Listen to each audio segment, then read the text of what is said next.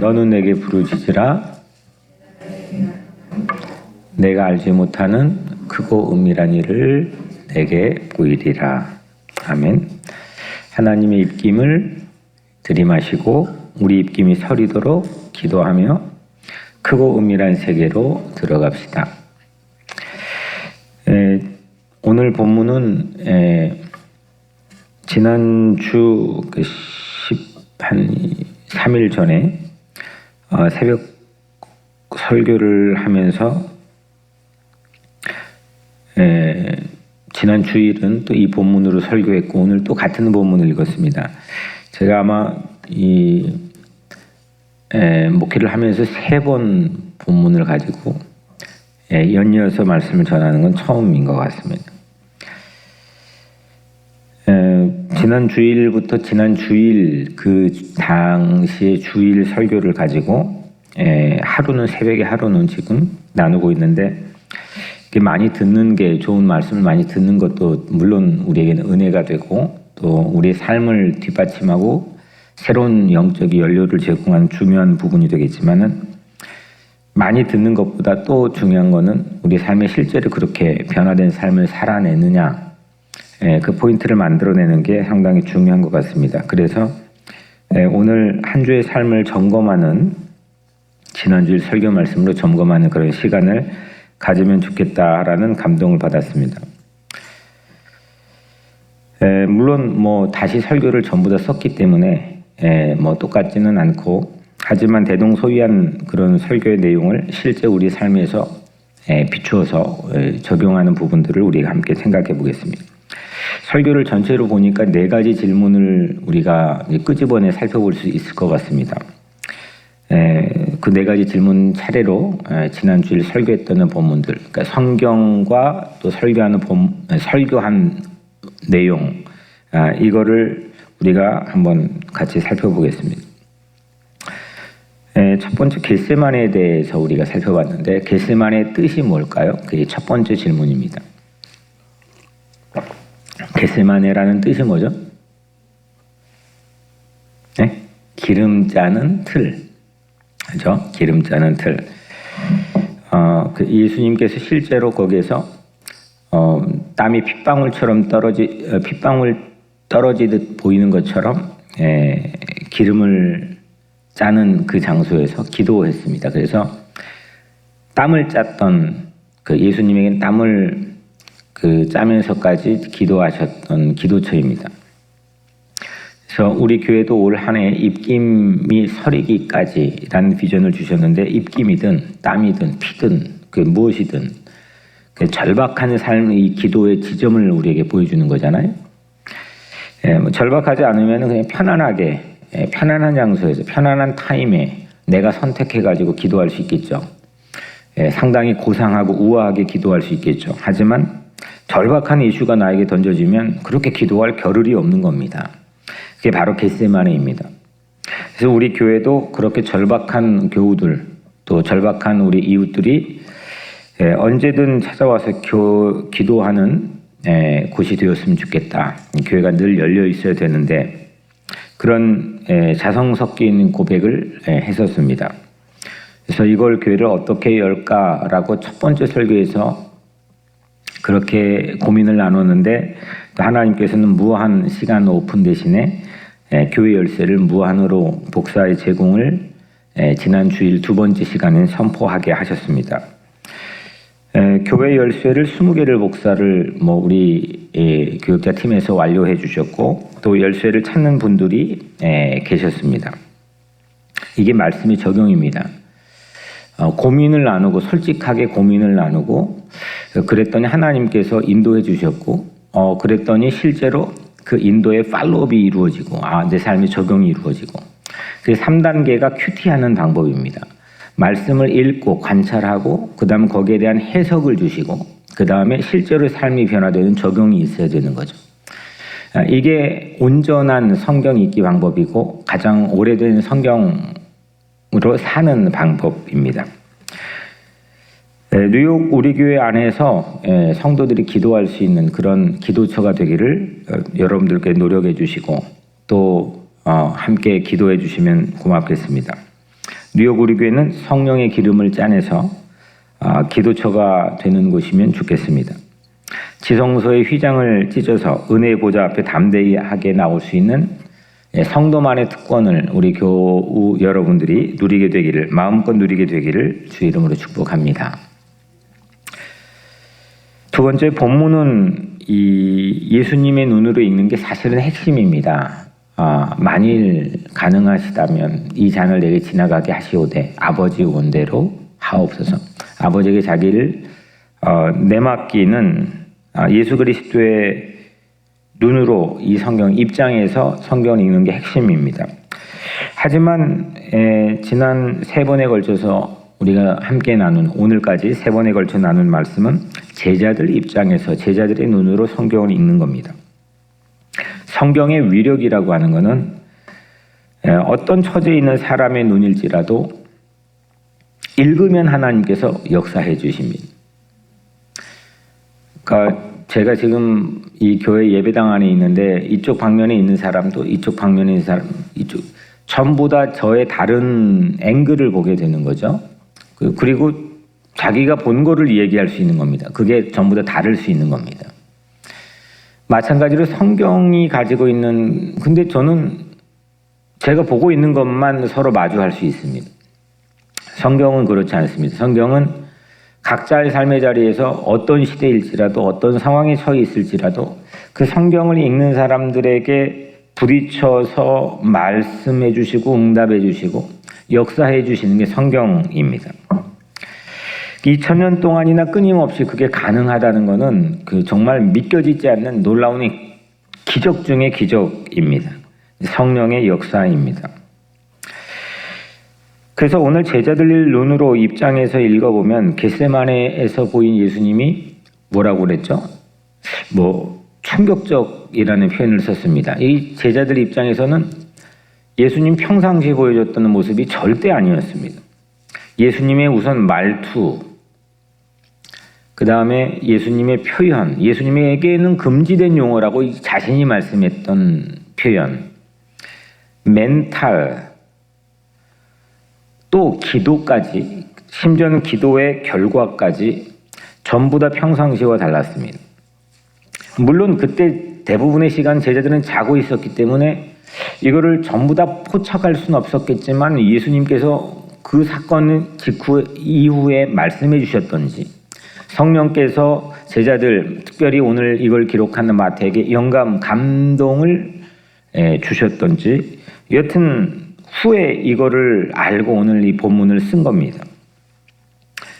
근데 마태는 이 본문을 기록하면서 예수님 입장에서 우리가 보통 이걸 핵심을 가지고 읽지만은 이 본문을 기록하는 마태 입장에서 생각해 보면 자신들의 실망스러운 모습을 숨기지 않았습니다. 정말 실망스러운 거고 정말 해서는 안 되는 거고 안타까운 거고 그거를 숨기지 않고 폭로해 버립니다. 예수님이 썼다면 야 너희들이 이랬잖아 이걸 바꿔 써야지 라고 충분히 우리는 생각할 수 있겠지만 이건 마태가 그 제자들 안에 있던 마태가 직접 쓴 겁니다. 예수님의 괴로움과 달리 그들은 스스로가 잦기 때문입니다. 예수님이 나와 함께 깨어 있으라고 부탁을 사전에 했는데도 불구하고 평상시의 모습과 최후의 만찬부터 마지막 만찬부터 여간 이상한 게 아니라는 건 제자들 가운데 낌새를 가졌는데도 불구하고 그들은 육신이 연약하여서 잤습니다. 예수님이 기도했던 자리와 제자들이 잤던 거리도 그리 멀지 않았습니다. 돌 던질 만큼에 가까웠는데 제자들은 개의치 않았습니다. 두 번째 질문은 마태가 회고하길 그때 겟세마네에서 제자들은 예수님과 함께 깨어 있어야 했던 건데 두 번째 질문은 예수님 곁에서 함께 깨어 있을 수 있는 방법을 예수님이 뭐라고 알려주셨습니까? 설교에서 말씀을 드렸죠. 그럼 오늘 우리는 겟세마네에 꼭 그럼 성지순례를 가야 되는 거냐? 아니면 거기에서 무언가의 상상을 하며 느껴야 되는 거냐? 예수님 곁에서 내가 함께 깨어 있을 수 있는 방법은 오늘 이 본문을 읽으면서 나에게는 어떤 거냐, 이거를 설교에서 말씀드렸습니다. 오늘은 26장인데 바로 전장 25장에서 예수님이 직접 말씀하셨죠. 이 질문에 대한 답은 너희가 여기 내 형제 중에 지극히 작은 자 하나에게 한 것이 곧 내게 한 것이니라. 그러니까 예수님 곁에 함께 깨어 머물고 예수님에게 직접 할 수 있는, 지지할 수 있는 중요한 방법을 예수님이 바로 직전에 말씀해 주셨죠. 너희가 여기 내 형제 중에 지극히 작은 자 하나에게 한 것이 곧 내게 한 것이니라. 마태복음 25장 40절 말씀입니다. 예수님 곁에서 함께 우리가 깨어 있을 수 있는 방법, 아주 중요한, 지금 오늘 이 본문이 우리에게 말하고 있는 또 하나의 중요한 축이죠. 제자들 입장에서 읽었을 때 가장 중요한, 왜 우리가 그때 잤지? 정말 얼굴을 들 수 없지만 그걸로 인해서 우리가 더 성숙하게 자랄 수 있는 중요한 포인트를 우리 제자들뿐만 아니라 앞으로 살아갈 모든 후손들에게, 우리를 포함한 후손들에게 알려주고 있는 포인트는, 예수님 곁에서 함께 깨어 있을 수 있는 방법이 지극히 작은 한 사람을 지지하는 것이 예수님께서 원하시는 거구나. 이걸 우리가 그냥 귓등으로 듣지 않고 이 말씀을 붙잡고 이 말씀에 붙들려서 살아가는 겁니다. 조금만 귀를 열어도 주변에 나와 함께 머물러 달라, 나를 지지해 달라, 나에게 기도를 해달라, 나를 도와달라, 내 손을 붙잡아 달라, 내 어깨를 토닥여 달라, 이런 부탁을 우리는 정말 조금만 귀를 기울이면 신문이건 뉴스건 유튜브건 아니면 어떤 걸 보든지 수도 없이 많습니다. 거기에 우리는 반응을 하며 살아가는 것, 전부 다 어떻게 우리가 반응할 수 있겠습니까? 하지만 그 말씀을 가지고 내가 예수님 곁에서 함께 머물러 깨어 있을 수 있는 방법이 있구나, 그거를 실천하고 적용하는 것, 이건 상당히 우리에겐 중요한 겁니다. 내가 지극히 작은 한 사람이었을 때 자녀가 되듯이 나도 지극히 작은 한 사람을 찾는 것이 내가 은혜 받은 증거가 되는 거죠. 뉴욕의 무연고자, 그러니까 가족이 없는, 근데 돌아가신 분이 있으면은 어김없이 중앙장의사에서는 저에게 전화가 옵니다. 집례를 해달라는 거죠. 때로는 이제 고인과 저만 이 예배를 드릴 때도 있고 또 한두 명이 있을 때도 있었습니다. 그제 저에게 전화가 와서 부탁을 해가지고 어제 이제 점심때 갔습니다. 사전에 잠깐 들어보니까 우리 한인 아주 젊은 여성인데 이제 스스로 목숨을 끊었습니다. 사람이 없을 줄 한국에서 어머니 혼자 오신다 그래서 이제 고인과 어머니와 저만 예배드리겠다 했는데 지인들이 친구들이 함께 왔습니다. 이게 사실 나에게 꼭 해야만 되는 그런 일도 아니고 또 나에게 주어진 어떤 마땅한 명분이 있는 그런 사역도 아닙니다, 사실은. 우리 교회는 지극히 작은 한 사람이 도움을 요청하거나 손을 내밀거나 부탁을 했을 때 이게 곧 예수님 곁에 머무는 방법, 깨어있는 방법이구나, 이거를 늘 생각하면서 우리 교우들이 함께 이 교회를 세워나가고 있기 때문에 늘 거기에 대한 마땅한 반응을 하고 있습니다. 오늘 우리 또한 하루에 살아가면서 전혀 예측하지 못했던, 또 생각지 못했던, 생각해 보십시오. 정말 눈에 넣어도 아프지 않을 딸이 마음이 아파가지고 몸이 아파서 그런 어려운 처지에 놓이게 됐는데 그 어머니의 심정은 어떠하겠습니까? 그 마음을 가지고 우리가 예수님 곁에 함께 머물 수 있는 방법이 내가 혼자 기도하고 찬양하고 이게 예배드리고 꼭 이게 전부가 아니구나. 실제로 예수님 입장에서 예수님이 원하는 뜻이 있는 거구나. 그걸 제자들 마태가 특히 우리에게 알려줬구나. 이걸 꼭 잊지 않고 기억하는 것 우리에게 상당히 중요하고, 특별히 마태복음 25장 40절은 우리 교단의 PCUSA가 이 운동으로 매튜 25 캠페인을 2년 전부터 전 미국의 모든 교회들이 이 운동을 지금 실시하고 있습니다. 그리고 이보교는, 이민자 보호교회 네트워크는 이 말씀 때문에 시작이 됐습니다. 세 번째, 뉴욕은 세계 넘버원 여성 도시라고 말씀드렸죠. 여러 데이터를 제공했습니다. 그리고 뉴욕에 있는 남성들, 또 특히 뉴욕의 아버지들을 격려하고 중보하자고 권면했습니다. 겟세마네라고 하는, 이런 의미에서 겟세마네라고 하는 곳이 어떤 곳이냐, 관심의 사각지대라고 말씀드렸죠. 아버지로부터, 제자로부터, 사람들로부터 전혀 관심 받을 수 없는 블라인드 스폿이 겟세마네였습니다.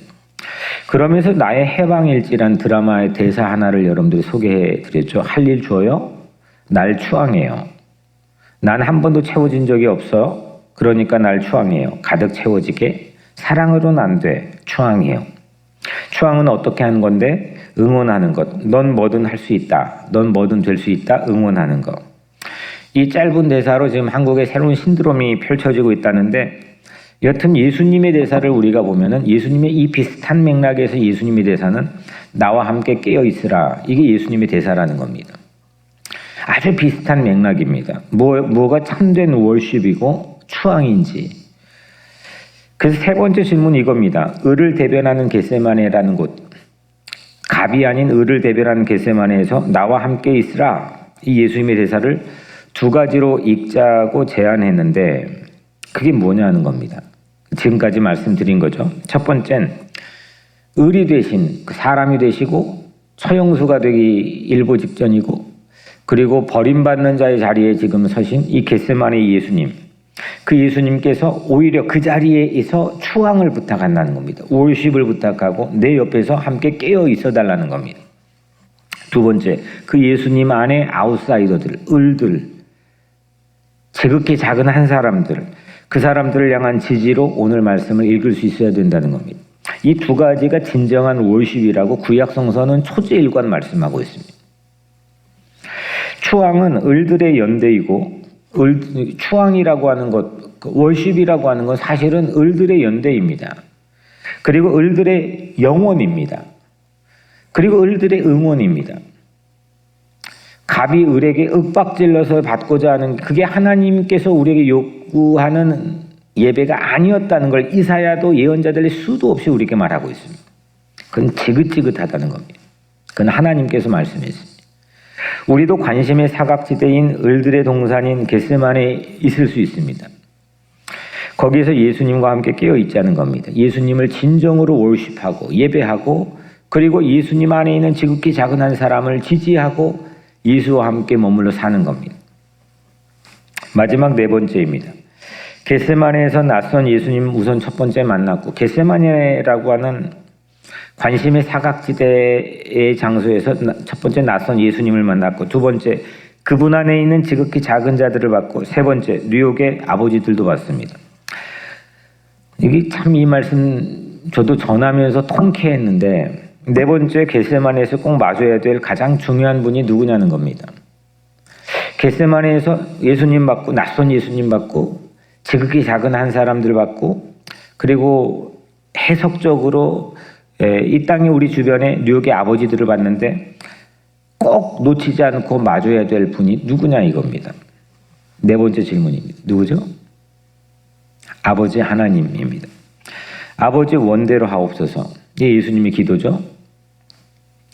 아버지의 뜻, 아버지의 원, 아버지의 desire, 아버지의 소원, 아버지의 모든 것, 이것과 예수님이 연대하는 것을 그 어떤 상황에서도 포기하고 중단하지 않았다는 겁니다.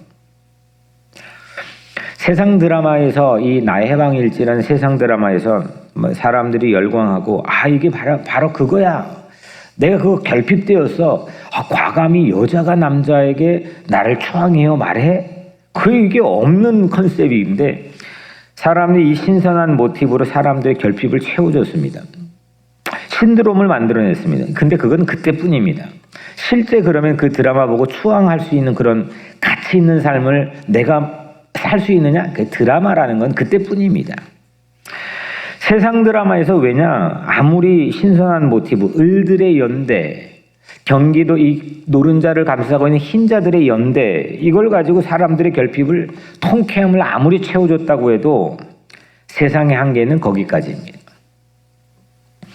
세상 을들을 향한 긍휼로, 세상 을들을 향해서, 이 죄인들을 향해서 긍휼을 가지신 하나님께서 친히 을이 되어버린, 사람이 되어버린 그 아버지 하나님과 연대하는 것이 오늘 드라마에는 빠져있기 때문입니다. 그거는 감히 문화적 대중문화 콘텐츠 안에서는 흉내 낼 수가 없는 거죠. 흉내 냈다가는 큰일 나는 겁니다. 근데 그게 빠지면은 안고 없는 찐빵이 되는 겁니다. 답이 없는 문제가 되는 겁니다. 예수님은 겟세마네에서 아버지의 뜻과 연대하는 것을 포기하지 않았습니다. 아버지 원대로 하옵소서. 아버지 하나님이 나의 하나님이 되셨던 겁니다. 정말 우리 안에서는 내가 믿고 있는 아버지가 너의 아버지가 아니라 내 아버지가 되고 있습니까? 제자들의 아버지였던 하나님께서 나의 하나님 아버지가 되고 있습니까? 내가 정말 어렵고 힘들 때 달려갈 수 있는, 그리고 나를 돕고 지지할 수 있는 그분으로 나는 추앙하고 있습니까? 이게 설교의 핵심이었습니다. 오늘 하루 크게 마음으로 기도하면서 부르고 그렇게 여러분들 시작하길 바랍니다. 가족이 혹 자고 있다면 마음으로 아버지 하고 크게 부르고 시작하는 겁니다. 내 아버지. 내가 언제든 힘들고 내 필요가 아주 절박한 상황이 있을 때 내 부를 수 있는 이름 아버지. 아버지 하나님을 추앙해요. 가득 채워지게. 아버지 하나님의 뜻을 응원해요. 아버지 하나님 뭐든 할 수 있고 뭐든 도와줄 수 있잖아요. 아버지 하나님을 추앙해요. 아버지 하나님을 추앙하고 경배하고 예배하는 것, 그것이 나의 결핍을 채우고 그로부터 구원받을 수 있는 유일한 길입니다. 오늘 우리 각자 삶에서 하나님과의 연대를 포기하지 않고 지극히 작은 자와의 연대를 포기하지 않는 것, 이것이 곧 예수님께서 우리에게 주신 새로운 계명, 하나님을 사랑하고 이웃을 내 몸처럼 사랑하는 겁니다.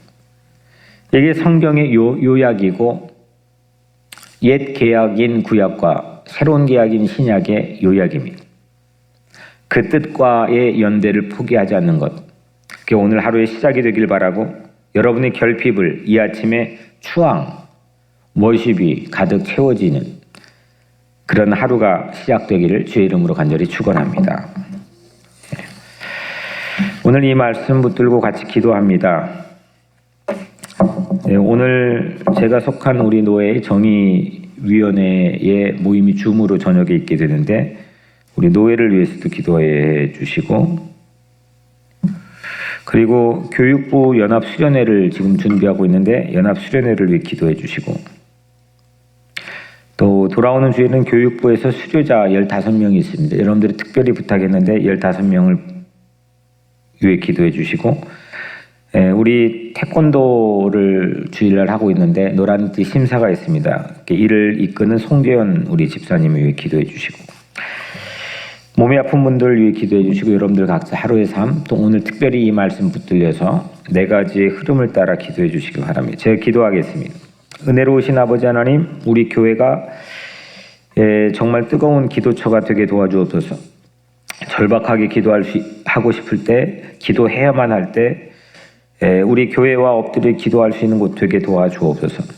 정말 깨어서 예수님 곁에 머물 수 있는 우리 모두가 되게 도와주시고, 그 안에서 하나님과의 연대하는 것, 하나님의 뜻을 잊지 않고 또 월십하는 것, 하나님이 잊지 않고 살아가는 우리 모든 성도들 되게 도와주옵소서. 오늘 하루 우리 마음속에 결핍이 채워지고 정말 추앙이 춤을 추는 그런 하루, 예배자의 하루가 되게 하여 주옵소서. 예수 그리스도 이름으로 간절히 기도드리옵나이다. 아멘.